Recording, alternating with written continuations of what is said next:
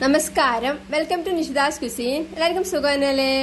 അപ്പോൾ ഇന്ന് ഉണ്ടാക്കാൻ പോകുന്നത് അപ്പത്തിന്റെ കൂടെയും ചപ്പാത്തിന്റെ കൂടെയും ഒക്കെ സൈഡ് ഡിഷ് ആയിട്ട് കഴിക്കാൻ പറ്റിയ നല്ലൊരു മുട്ടക്കറിയാണ് ടമപ്പാസ്. അപ്പൊ ഇതെങ്ങനെ ഉണ്ടാക്കുന്ന നോക്കാം. ഒരു ചട്ടി ചൂടാക്കി 1 ടേബിൾ സ്പൂൺ എണ്ണ ഒഴിച്ച് 4 ഏലക്കയും 3 ഗ്രാമ്പും 2 കഷ്ണം കറുവപ്പട്ടയും ഇട്ട് ഫ്രൈ ചെയ്യാം.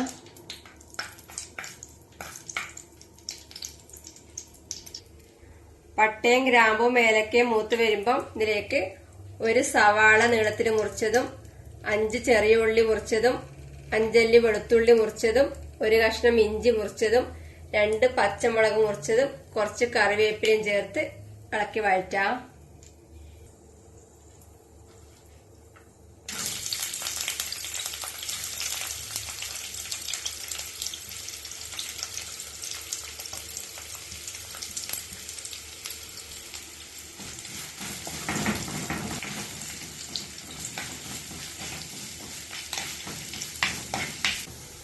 ഉള്ളിയും ഇഞ്ചിയും വെളുത്തുള്ളിയെല്ലാം വാടി തുടങ്ങുമ്പോൾ ഇതിലേക്ക് ഒരു തക്കാളി മുറിച്ച് ചേർത്ത് വഴറ്റാം.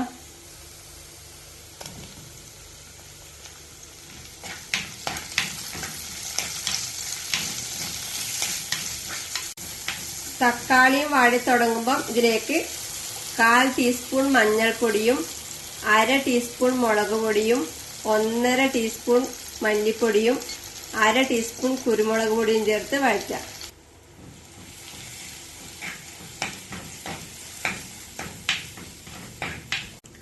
പൊടികളുടെ നല്ല മൂത്ത മണം വരുമ്പം ഇതിലേക്ക് ഒരു തേങ്ങയുടെ 1/2 കപ്പ് രണ്ടാം പാൽ ഒഴിച്ചു കൊടുക്കാം. ഇത് ഇളക്കി മിക്സ് ചെയ്ത് തിളപ്പിക്കാം. ഇപ്പൊ തിളച്ചിട്ടുണ്ട്.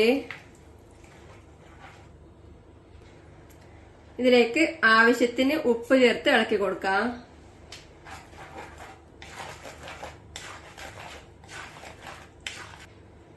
ഇനി ഇതിലേക്ക് മുട്ട പുഴുങ്ങിയത് ഇട്ട് കൊടുക്കണം. ഞാനിവിടെ 3 മുട്ട പുഴുങ്ങി തോട് കളഞ്ഞെടുത്തിട്ടുണ്ട്. ഇതിന്റെ 3-4 സൈഡ് കത്തി കൊണ്ട് ഒന്ന് വരഞ്ഞു കൊടുക്കാം.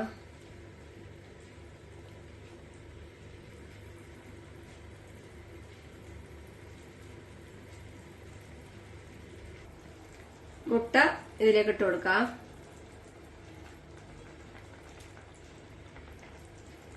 ഇതൊന്ന് ഇളക്കി കൊടുക്കാം.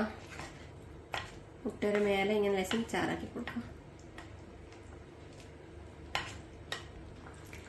ഇതിനി അടച്ച് തീ കുറച്ച് 3-4 മിനിറ്റ് തിളപ്പിച്ച് വേവിച്ചെടുക്കാം. ഇപ്പോ അടച്ചു വെച്ചിട്ട് ഏകദേശം 3-4 മിനിറ്റ് ആയി.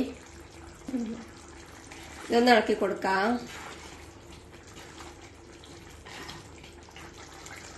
ഇനി ഇതിലേക്ക് ഒരു തേങ്ങയുടെ 1/2 കപ്പ് ഒന്നാം പാല് ചേർത്ത് ഒന്ന് ഇളക്കി കൊടുത്ത ശേഷം തിളച്ചു തുടങ്ങുമ്പോൾ തന്നെ കുറച്ച് കറിവേപ്പിലയും കൂടെ ചേർത്ത് തീ ഓഫ് ചെയ്യാം.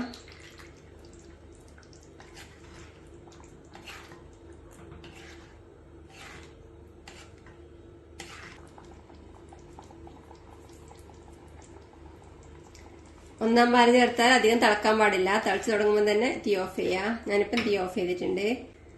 നല്ല സൂപ്പർ ടേസ്റ്റില് മുട്ട മപ്പാസ് റെഡിയാണ്. ഇത് ഇനി ഒരു ബൗളിൽ വിളമ്പാ.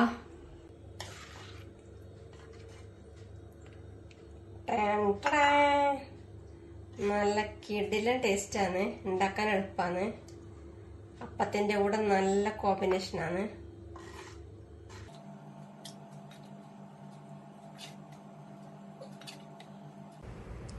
ഉണ്ടാക്കി നോക്കുക. അഭിപ്രായങ്ങളും നിർദ്ദേശങ്ങളും അറിയിക്കുക. സബ്സ്ക്രൈബ് ചെയ്യുക, സപ്പോർട്ട് ചെയ്യുക. Thank you.